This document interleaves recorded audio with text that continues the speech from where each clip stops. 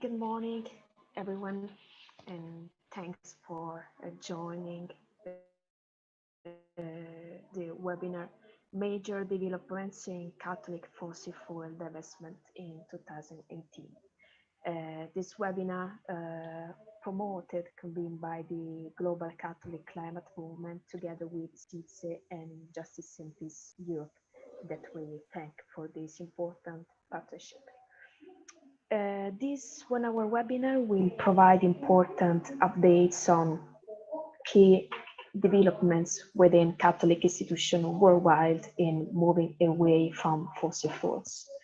You will hear concrete and inspiring experiences from speakers who have a key role in the divestment movement, working behind divestment decisions of Catholic institutions, and promoting country-level campaigns to mobilize Catholics to take concrete steps to put an end to the fossil fuels era.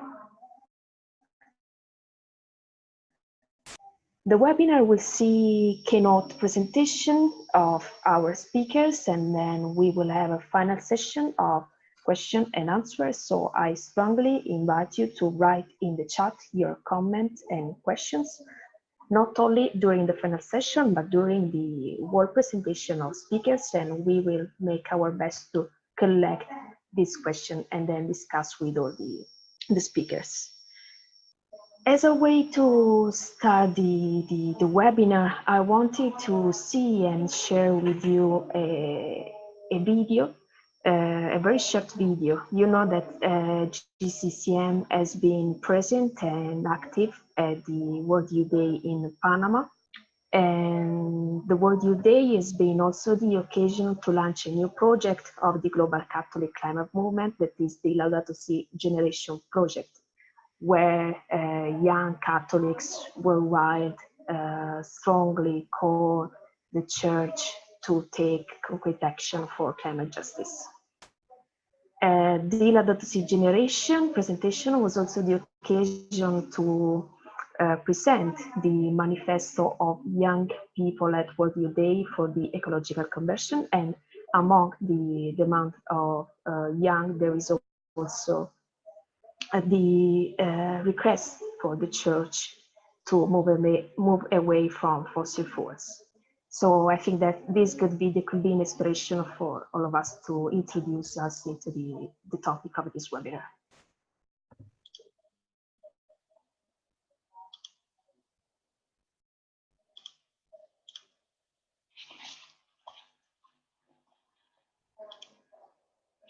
Oh, sorry.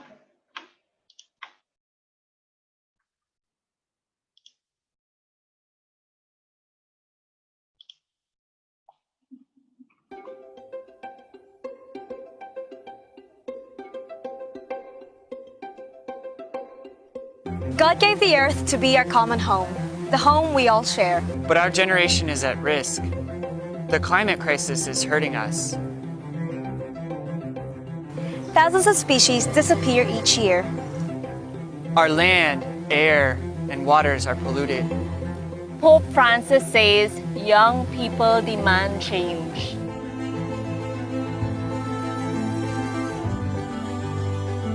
We are rising, inspired by Pope Francis' Laudato Si message.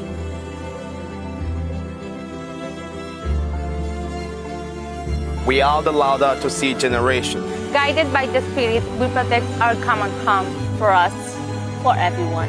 For us and for everyone. For us and for everyone. For us, for everyone. For us, for everyone.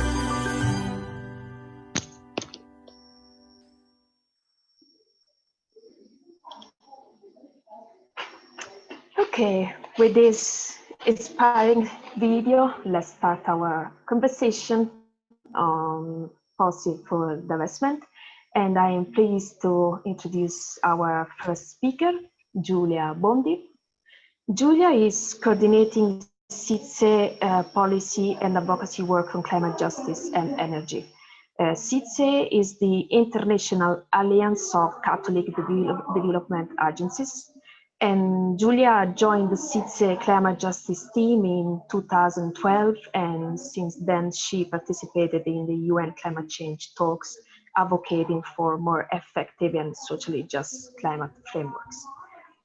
Her area of work is particularly focused on energy access, finance for a just energy transition, and human rights impact of climate actions.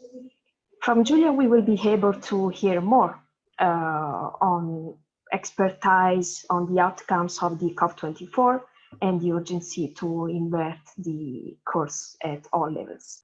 So I kindly ask Julia to start her speech, and please, the floor is yours.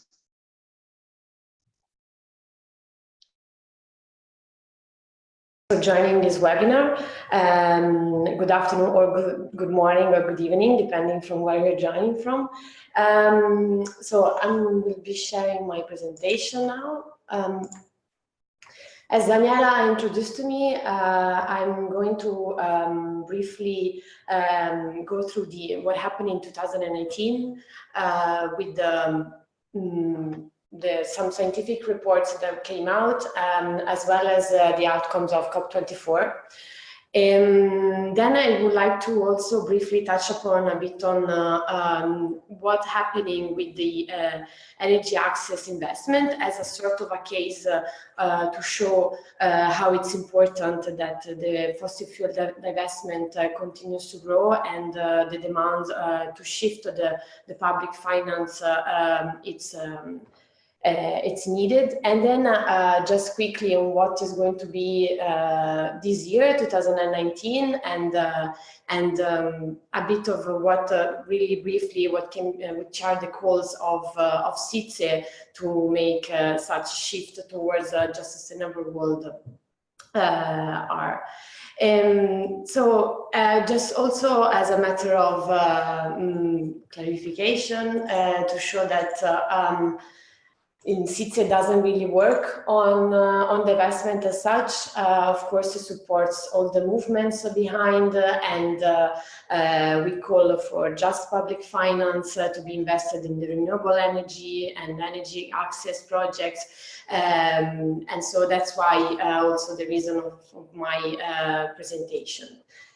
So what happened in 2018? As we know, 2018 has been also, again, another hottest year, especially in the summer here in Europe. We have experienced stronger heat waves with really high temperatures, but also in other parts of the world we have seen climate disasters increasing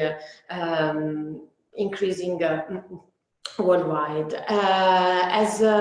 Also 2018 was an important year specifically for the scientific community, and also of course for the climate community, because in October 2018 the IPCC, so the Intergovernmental Panel on Climate Change, published a landmarking report on the global warming of 1.5 degrees. As you might recall, this report was demanded by the parties at the COP21 in 2015, and clearly the IPCC report showed that we have not many years left, and that every half of degree matters, as Valérie Masson-Delmonte said at the presentation of the report. Another important report that came out just before the COP was from the World Meteorological Organization, basically restating the messages of the IPCC, and also stating that we are actually probably the last generation that can act against climate change and can really make history shifting. So 2018 was a very important year for that. And at the end of the year, in December, the 24th Conference of the Parties took place in Poland, specifically in Katowice. Julia, I'm sorry to interrupt you, but we cannot see your slide, your screen. Okay, I'm sorry. Sorry about that. Just a second.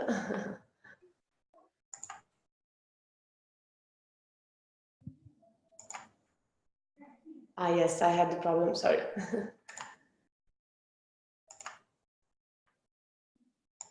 Okay, perfect. Thank you. Okay, sorry for the. So maybe I just go back to my previous slide where I was briefly explaining about the reports and indeed how the scientific community came out strongly on the fact that we need to act fast on climate. So at the end of the year, in 2018, the COP24 took place in Poland, specifically in Katowice, in a very particular region, the Silesian region. Why particular? Because it's a region that developed thanks to the extraction of coal and fossil fuels. Also, the context played a very important role in the end, also because of the presidency of Poland, and as well as for more mobilization of citizens and communities.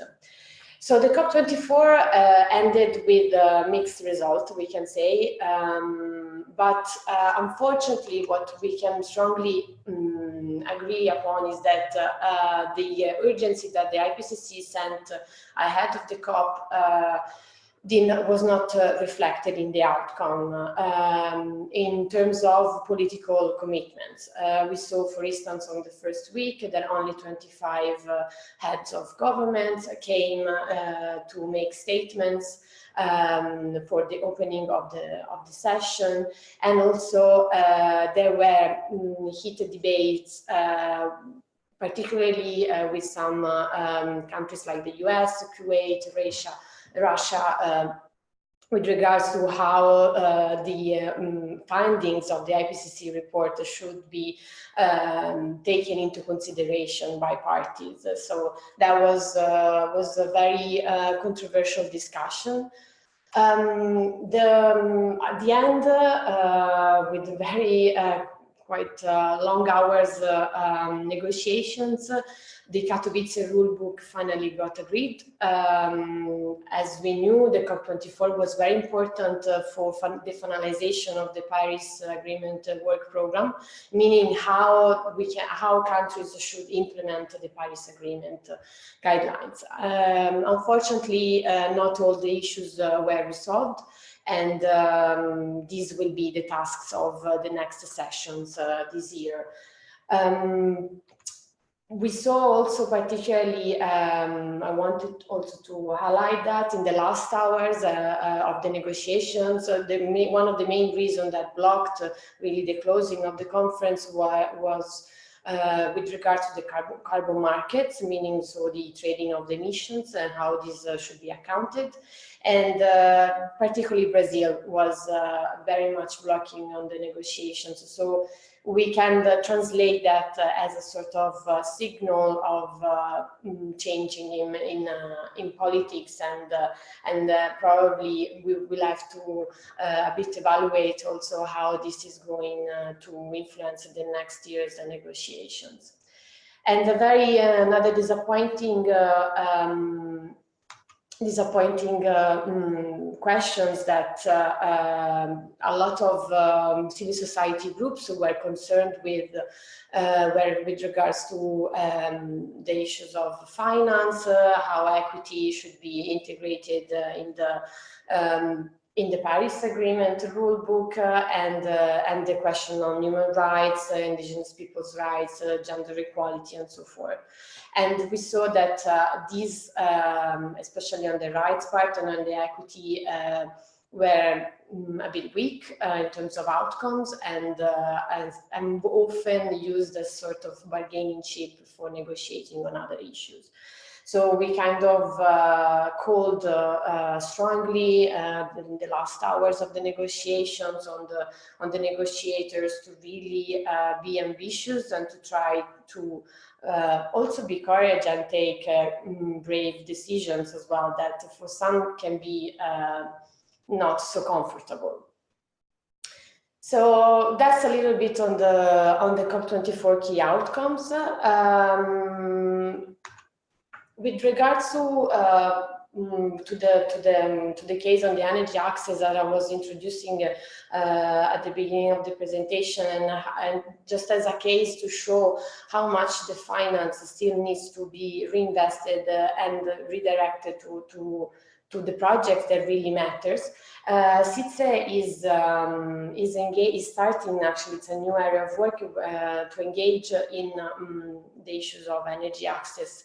And why energy access? Just to give you some numbers, there are still 1 billion people, 13% of world population, specifically in Sub-Saharan Africa and Central Asia, where people are living without electricity, and more than 40% of world population are still cooking with polluting fuels. So this is really to show how the energy access question is very important to be addressed. There is with the current trends that we see in 2030. Probably 674 million people will still live without electricity, and 2.3 billion people still using traditional cooking methods. So this is not really going on track with the SDGs, so with the Sustainable Development Goals, specifically SDG 7, and with the Paris Agreement goals.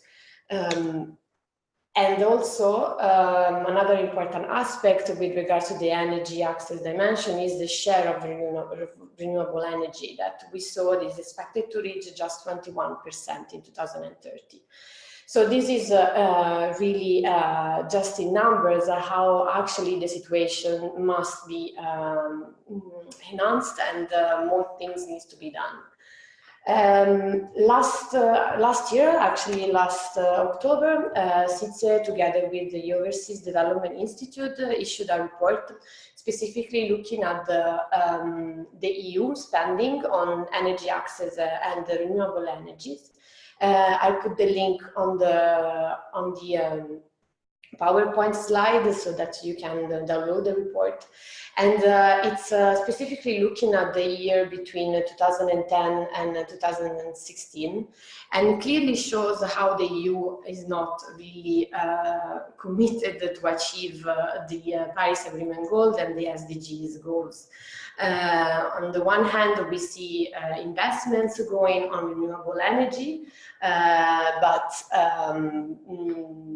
these investments are not reaching the poor communities, those countries that really need such investment. So mostly the least developed countries are the one in need, but they are not really the first target, the first recipients of the money. So and also another important figures is to show how the EU is still subsidizing fossil fuels. We see from a report issued by Can Europe that between 2014 and 2016 the EU spent an annual average of 4 billion euros.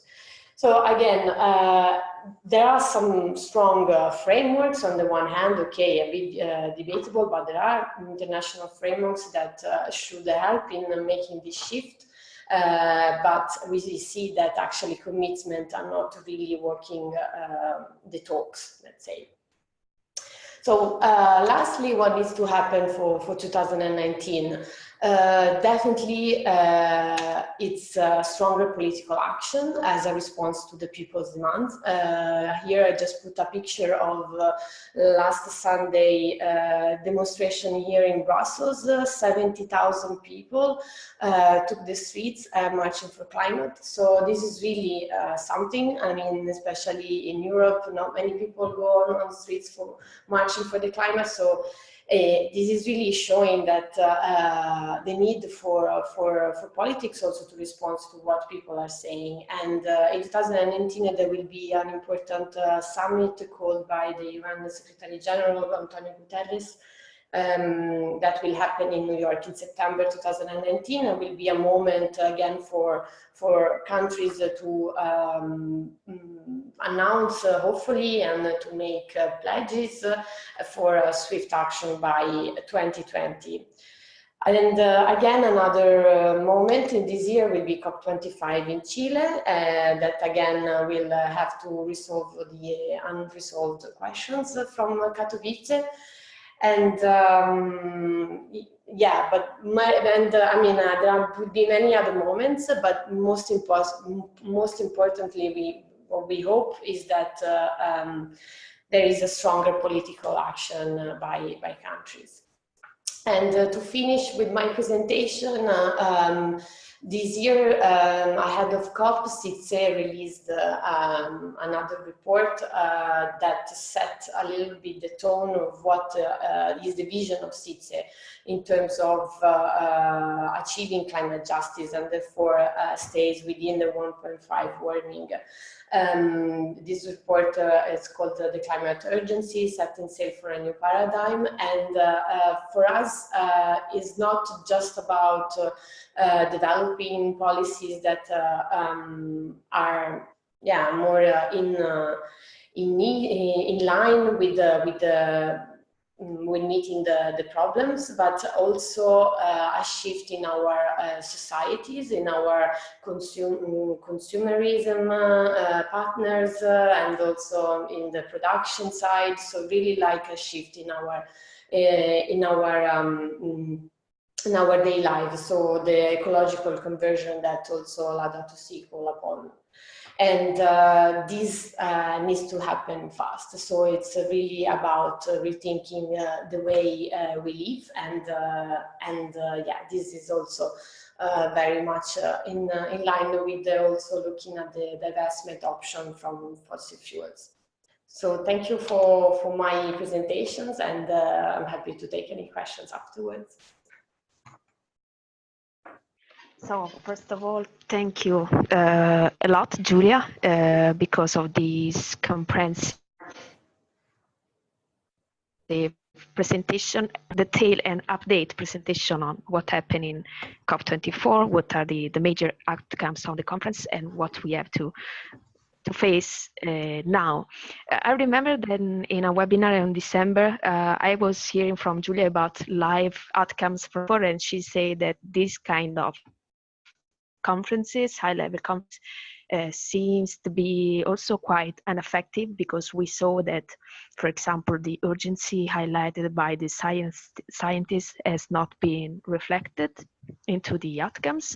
But this conference seems to be ineffective, but they are always and still important, because little steps are taken, and because it is important for us to be there and to continue to pressure and to call world leaders to take action for climate justice. And finally, a very thank also for the background on the energy poverty and energy access. It is totally in line of we are speaking about. Everything is connected, so we cannot deal with the issue of fossil fuel divestment without dealing with investment, without dealing energy access and tackling energy poverty. And the work that CITSE is doing on this is very precious. So thanks so much for this. Now I will give the floor to Lorna Gold. Dr. Lorna Gold works with Trocare, the Irish member organization of the GCCM CITSE, and Caritas Internationalis as their Laudato Si project coordinator. Lorna is the vice chair of the GCCM board, chair of the Irish Bishop Conference Working Group on Laudato Si, and a member of the Irish Government Advisory Group on the National Climate Dialogue. And as you may know, for the ones interested on the issue of fossil fuel divestment, Lorna is a champion on this topic. And from her, we will hear more about the main highlights of fossil fuel divestment in 2019, with a very special and specific focus on the case of Ireland. Thanks very much, the case Daniela. divestment commitment of the. Sorry, I thought you'd finished speaking. Sorry. Ah, okay. No, okay.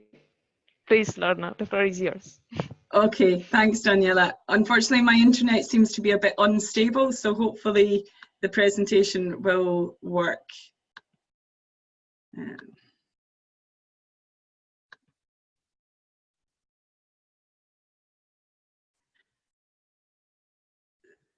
So, good morning, good afternoon, good evening to everybody. It's wonderful to have another one of these divestment webinars. I wanted to share very briefly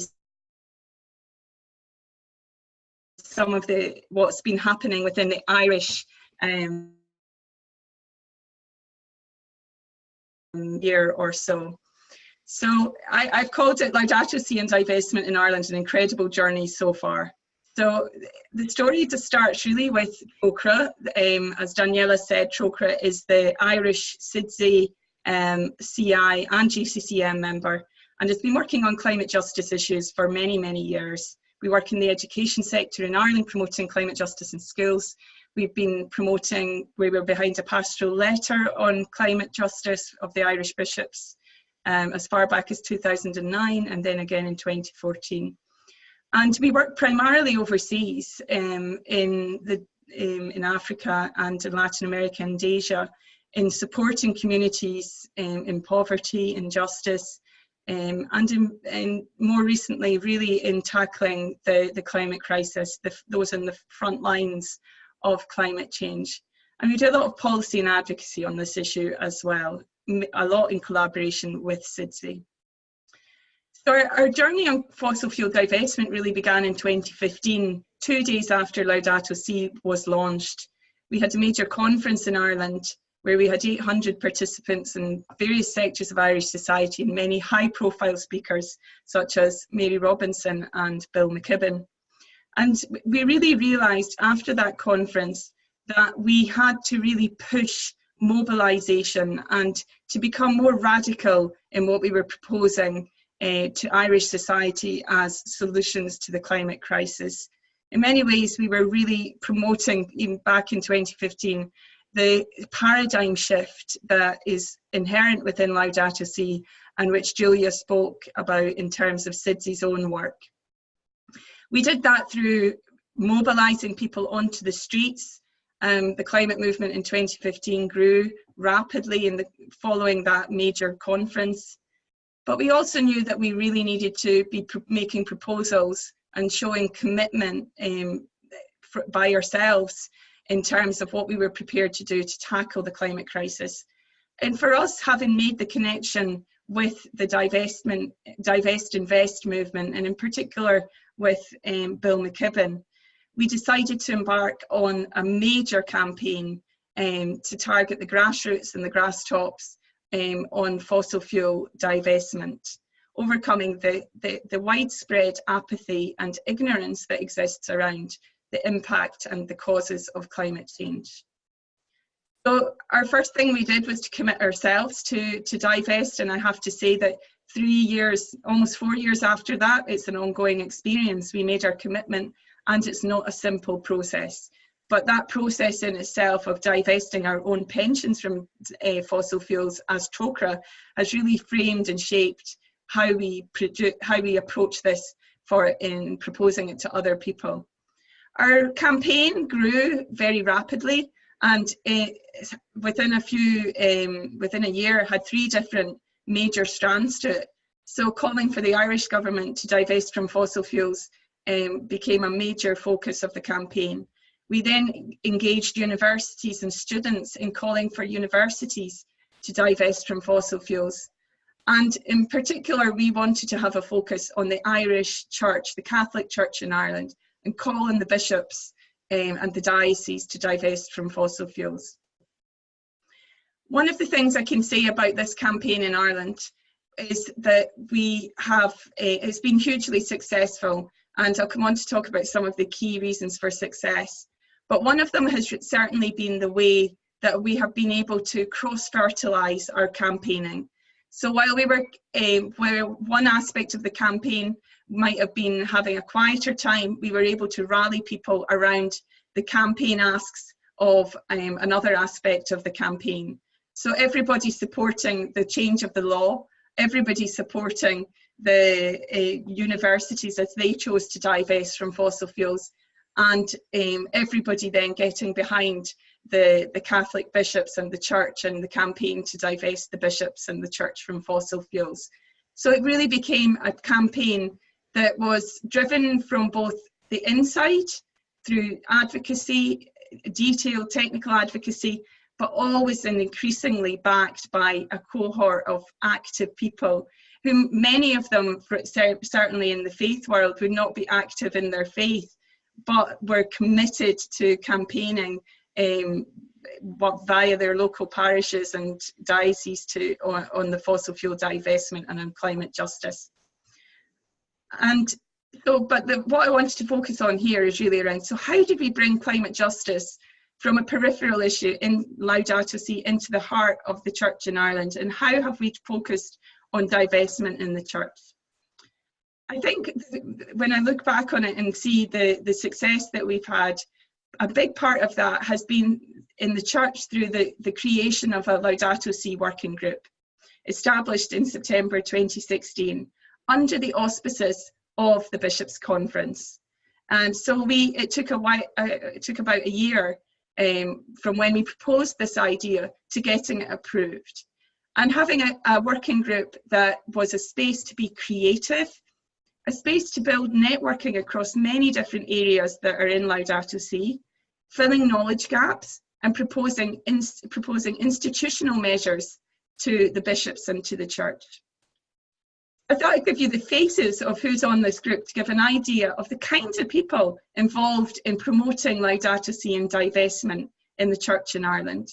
So you'll see there we have the National Director for Catechetics, we have two theologians, we have pastoral workers, we have Ireland's most eminent climatologist, we have key existing groups like Equal Congregation, we have Diocesan Justice and Peace, we have the main Catholic Publications group, and then we have two people from Trogra, one representing the youth and church, and myself as the chair and as the project manager on the Laudato Si project. So what's the work of this group been? As I said, we're creative. It's a powerhouse of ideas first and foremost, because why talking about divestment in a church that doesn't understand an ecological conversion doesn't make any sense. You have to enable the conversion process to enable the divestment to make sense. So, led by the Spirit, everybody's talents. What you can see here is building a well. So we have a place in our group for people who can build wells, who can act, who can open up the creative space to generate a conversation around care for creation, around how we're tackling issues like climate injustice. Daring to dream big. Faced with the climate crisis, this group doesn't want to just tinker around the edges. We want to bring Laudato Si and the climate injustice and the need to care for a common home right to the heart of Catholic spirituality and Catholic investments and Catholic how we live our vocation to be Christians. Filling knowledge gaps has been a big role of this group.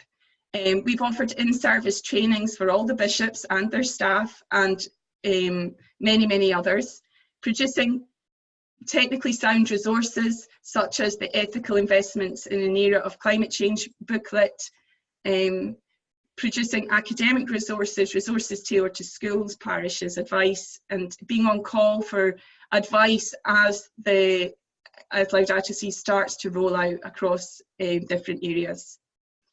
Proposing institutional measures to the bishops. This has been absolutely key.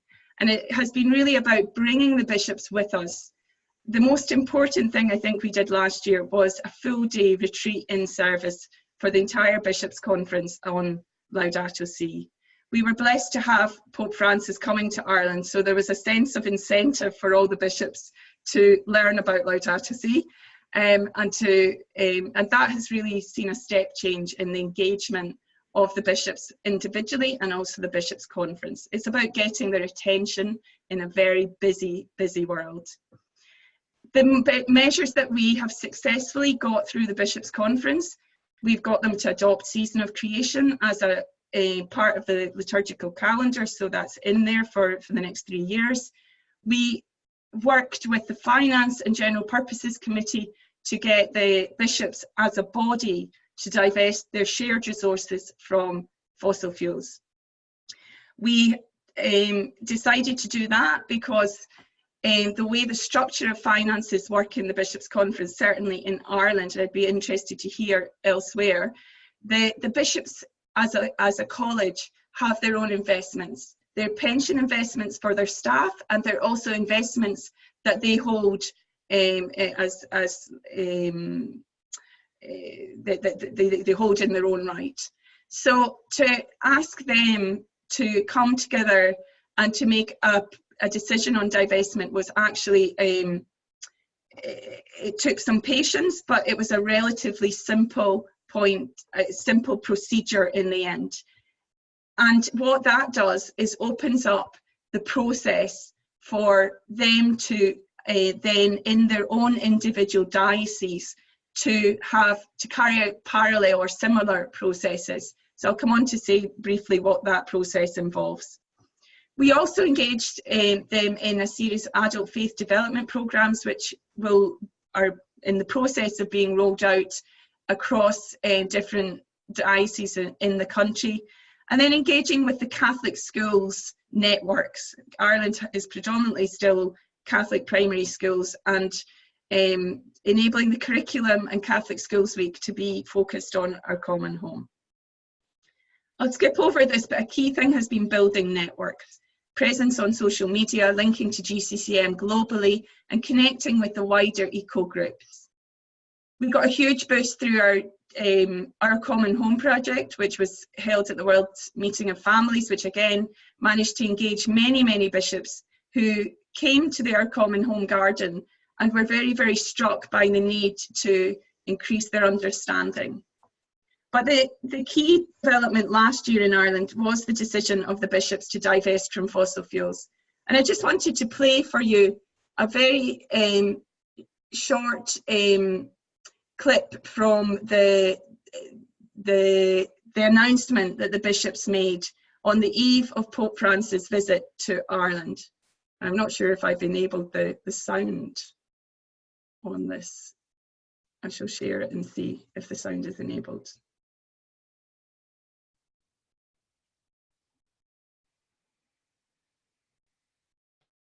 We cannot hear. He's not started speaking yet. Can you hear? Oh, okay. No. Do you know how I enable sound? You can stop sharing the screen, and then re-sharing the screen, you can click on share computer sounds. Sorry, where's the sound? Okay, now you can go on share, and below on the left there is share computer sounds. Ah, yes.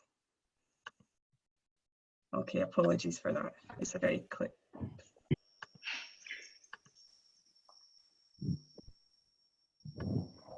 This evening, on the eve of Pope Francis' historic visit to Ireland, I wish to announce and welcome the decision of the Irish Catholic Bishops' Conference to divest from fossil fuels.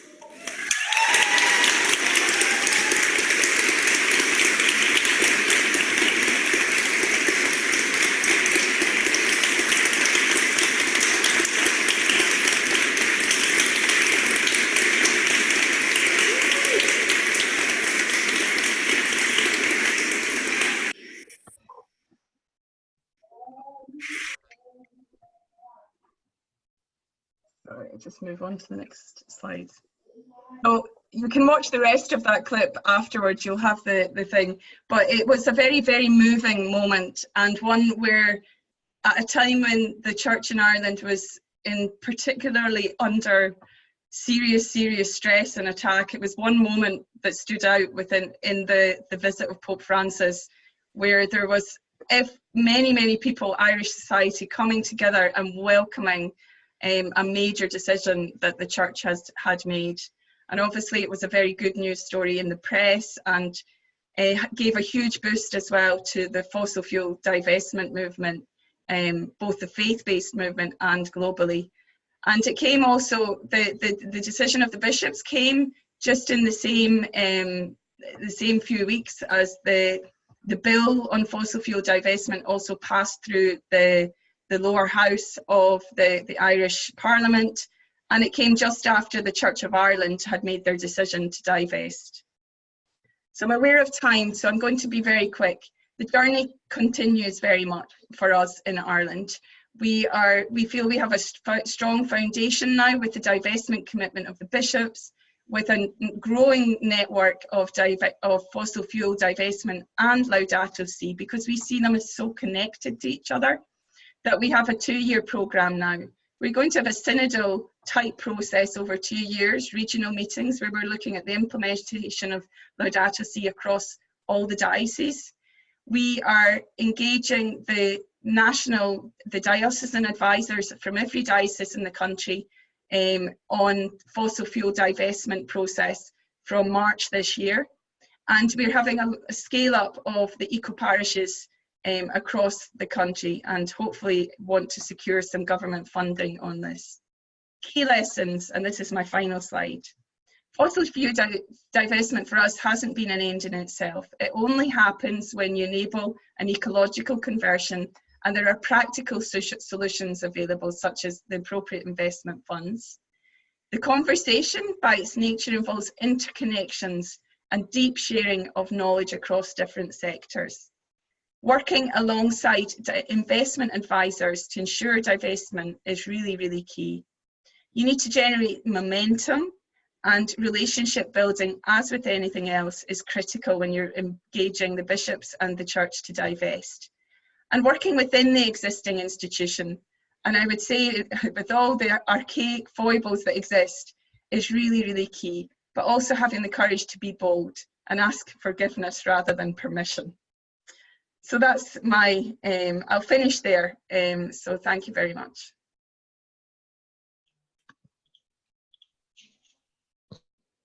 Thanks a lot, Lorna. I need to recognize that the first time that I saw the video, it was really moving also for me, because we also know all the efforts that you put behind this divestment decision. So it was really moving. And yes, thanks for all the experience that you have brought to this webinar, because it is so inspiring and useful to know the different steps that should be taken to have a final concrete divestment decision. On this, I would like to inform the attendees that I strongly invite you to read, to consult the guide Ethical Investment in an Era of Climate Change that Lorna presented, and I will take care to send you the online version of this guide in a follow-up in email, and the guide is available in English, French, and Spanish. So now I am pleased to give the floor to Zee. Zee is the campaigns director in the advocacy team at Caritas Australia. Zee will introduce us in a more international perspective, presenting the Caritas Australia campaign, Generation Earth, People Powering Climate Action. And Fossil Fuel Divestment campaign is a specific call to action of for the Caritas Australia campaign. Fossil fuel divestment addressed to Catholic Church and both the political side. Zee deserves a very special thank because she is joining from Australia, so she is joining our webinar in the very middle of the night. So with all our appreciation and thanks. Zia, I give you the floor.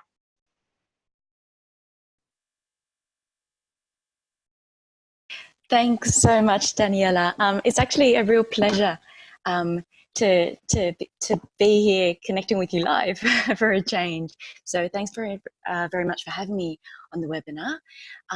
And thanks also, Julia, for that global negotiations perspective, and Lorna, so inspiring.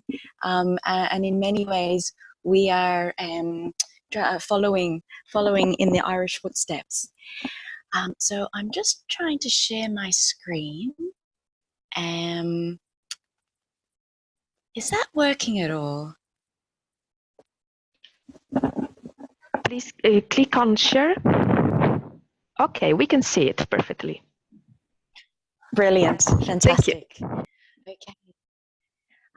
So yes, I will be talking about an upcoming new campaign that we're calling Generation Earth, which is being coordinated by Caritas Australia and Catholic Earth Care Australia in partnership with the Global Catholic Climate Movement. And for those that may not know Caritas and Catholic Earth Care, Caritas Australia is the international development and humanitarian agency of the Catholic Church in Australia. We were established 54 years ago, and we work with partners and communities in 27 countries, and many of them are affected by climate change. And Catholic Earth Care is the ecological agency of the Catholic Church in Australia. Some of you may already know Bernard Holland, the director of Catholic Earth Care. His advocacy work focuses on encouraging dioceses and the large Catholic agencies such as Catholic Education to bring Laudato Si into the heart of their planning and reporting processes. And both our organisations are agencies of the Australian Catholic Bishops' Conference. During this webinar, if I say we, I'm referring to our collaborative efforts on this campaign. So first, I wanted to give you a sense briefly of the context here in Australia, and I'll start more broadly with our wider Pacific or Oceania region. And I want to draw attention to two statements from Catholic bishops in our region that were released last year. So one is from the Federation of the Catholic Bishops' Conferences of Oceania, which of course the Australian Catholic Bishops' Conference is a member of. So this statement is very robust. It's from April last year, and it speaks very strongly about climate change as an existential crisis facing Oceania, and the need for policy makers around the world to take a much more active role in reducing emissions. And the second statement was from the Caritas Oceania Forum in October last year. And here the themes from the other statement were reflected here as well. It's a statement from a number of cardinals, bishops, and lay Caritas leaders from Tonga, Samoa, Papua New Guinea, Aotearoa, New Zealand, and Australia. And it speaks of the dire situation in Oceania and encourages church leadership on caring for our common home. It also highlights the Caritas State of the Environment for Oceania report in 2018, which documents the lived experience of people in the Pacific affected by climate change. And this was the latest of a series of annual reports from Caritas Oceania, led by Caritas Aotearoa New Zealand in collaboration with Samoa, Tonga, Papua New Guinea, and Australia. So coming now to specifically to Australia and our political context here, at the national or federal level of politics, unfortunately, there is a lack of ambition and action on climate change, and our national emissions are rising, and we are not on track to meet our targets under the Paris Agreement. This year, there is a federal election coming up, most likely in May, and climate and energy policies will be high-profile issues for the election. Fortunately, though, there is a lot more happening at the state and local government levels. So some of our state governments are leading the way on the transition to clean energy, and local governments are leading the way on fossil fuel divestment. So about 35 have divested so far, including some large ones like the City of Sydney and the City of Melbourne, and also Newcastle City Council, which has the world's largest export coal port. So that's very encouraging. There's also good news out in the community in that more and more members of the public are becoming engaged and active on climate change. So one current example is the Stop Adani Movement, which is opposing a proposed coal mine in southern Queensland called the Adani Mine. And the important thing about this is that if it goes ahead, it would open up a whole new large coal basin, and it would drive the development of a large coal port, which would endanger the Great Barrier Reef. So this is going to keep being a high-profile issue this year. Another inspiring example is the thousands of school students who joined the global strike for climate last year and ongoing. So coming specifically to fossil fuel divestment in Australia, the movement here is continuing to gather momentum, and there are a number of groups who are very active on different aspects of divestment, including environmental and university and church groups. In the Catholic space, in recent years, a number of Catholic orders in Australia, such as the Jesuits and the Passionists, as well as the Australian religious response to climate change, have been at the forefront of Catholic divestment, and you might have heard from some of their speakers already in past GCCM divestment webinars. So, Caritas and Catholic Earthcare got involved because we felt that one of the most impactful and effective ways that we could make a difference to climate change action in Australia is to support the Catholic community to keep joining the divestment movement. So Generation Earth is a national campaign with 3 key pillars or areas. And I should also mention that the name Generation Earth, we wanted that because we want to reflect that all generations need to be part of the solution. And also, as Julia mentioned, that we are, in a sense, the last generation that still has the power to take the action that we want. So I'll have to talk quite generally at this stage as we're still developing the campaign, but if you're interested in finding out more, please do contact myself or Bernard. And just to let you know, we're working towards launching it around May or June, the middle of this year. So the first pillar of our campaign is to encourage Catholic organisations in Australia to divest and invest. And we are looking at holding an event mid-year to bring people in Catholic organisations together on this issue to hear from experts and their peers. And conceptually, it will be very similar to an event that I think many of you will be familiar with. That's the event on Catholic investments that was held in Rome in January 2017 by GCCM, Troika, SIDSA, CAFOD and others. The second pillar of our campaign is to call on the government to stop using public funding to support fossil fuels and instead invest in clean energy. And there are a number of different mechanisms by which this can happen. One of them is Australia's Sovereign Wealth Fund.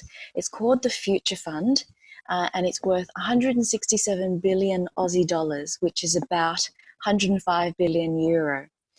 And it's currently exposed to fossil fuels. So as you can imagine, in this, we are very much inspired by Troika's example of the Irish government divesting.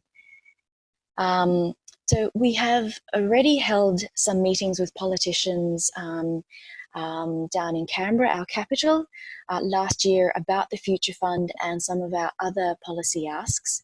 And we've had a positive reception to these ideas so far. And we'll be collaborating as much as possible with other organisations who are working in this area.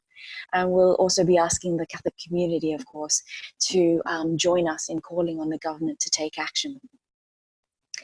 So the third area of our campaign is to encourage individuals to take a range of different actions. And one of them is to encourage their superannuation fund to divest. So here in Australia, we have compulsory superannuation or pensions, and collectively it's worth about 2.8 trillion Aussie dollars, which is about 1.75 trillion euro. Some funds or portfolios are divested, but the majority are yet to do so. So that is one of the key asks. And other options for that will be encouraging individuals to take action will include making a personal pledge to divest, switching to green power, and also different ways, as I mentioned, of calling on our government to take action. And one example of one way that we'll be encouraging people to take action is something we're calling our Speak Up for Climate action. And so our campaign is quite organic in that we are yet to launch the campaign, but we have actually just launched this action. This is all about about sending a video or a photo message to your MP calling for climate action, and we will be collating these photo and video messages into a virtual hub where it's very easy for MPs and the public to see them. MPs can see them based on their electorate. So it's essentially a conduit to convey community voices about why they care about climate action and what they expect of our political representatives. And just to mention lastly that we will have a dedicated campaign website and resources coming soon. And so if you are interested in finding out more at this stage, please do contact myself or Bernard from Catholic Earthcare. We'd love to hear from you. So thank you very much for your time. And Daniela, I will hand back to you. Thanks very much, Zee, and thanks for giving us this more international perspective and a deep perspective on the Australian context. I hope that your kids and testimonies, one of Lorna, could be inspiring for representatives of organizations attending this webinar to implement a specific divestment campaign in their local context. As a matter of time, as usually, we are late. The 20 minutes session of questions and answers, it will be 3 minutes. So very, very quickly, if possible, I ask in a few minutes. There is a question I think that is really interesting, that is about the coordination. There is coordination between Catholic divestment strategies and Catholic ecumenical climate justice civil disobedience action. So these two aspects, more, let's say, internal lobby activities and grassroots activities. Do you think they could be work together? Do you want me to say how it's worked here? I think yes. Okay, it's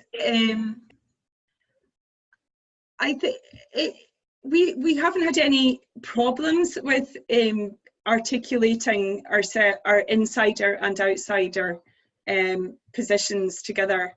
I think it has been. I think one thing is knowing who your targets are in terms of the specific actions. So, for example, I know it's not going to work to lobby the bishops through a campaign action. In fact, one of the things when I took up my role as a Laudato Si coordinator, having been the head of policy and campaigning in Tokra, they were like, Lorna, we don't want a lobby at our front door. We don't want campaigners standing with placards outside the bishop's house. So I listened to that, and I know it wouldn't work anyway. Like, it's not going to work. It's not going to change the bishops by having lots of people outside. It will just create a lot of noise. But the bishops need to know that this is an issue of concern, and it's an issue which is correct and right and morally important for them to be engaged with. So in making sure that it rises to the top of their agenda is really important. But then mobilising those people, as they're doing in Australia, to channel their energy into certainly putting pressure to move things up the agenda in their own parishes and to get things moving to live Laudato Si, but also then to engage in the many initiatives. So we're very involved in the climate strike movement on Fridays, and Fridays for Future, and getting Catholic schools involved in that, and which is really about engaging people actively in the climate movement. So I think there's plenty of scope for insider and outsider, and in fact to get the priests and the bishops outside on the streets as well is kind of important as well. So I'm afraid I have to run because I have to pick up children, but lovely to be here again.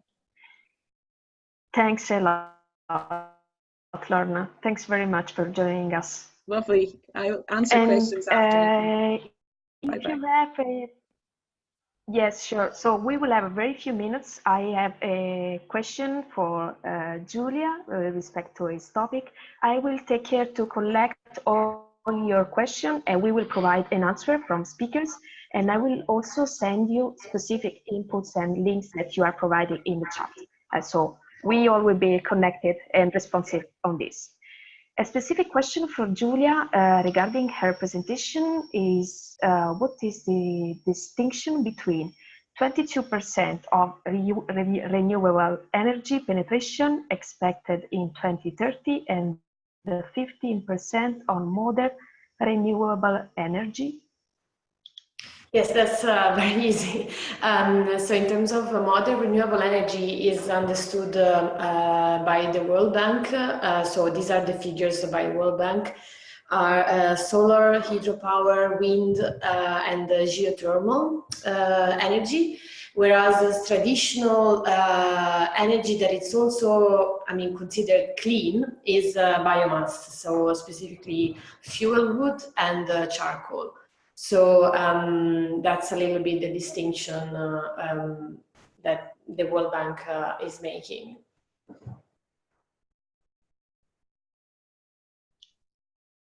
Thanks very much for this clarification. So we are at the end. As a conclusion, apart of thanking all of you for joining and attending, as I said, we as GCCM, we have different main opportunities for fossil fuel divestment during the year, so I will take care to inform about them with a specific email and with all the presentation, the different inputs from the speaker. So thanks to the speakers, always inspiring to hear from you. Thanks to the partners of this webinar, CITSE and Justice and Peace Europe. And I really hope to continue to collaborate, to be connection for the climate justice and the care of our common home. Thanks everyone, and enjoy your day. Thank you.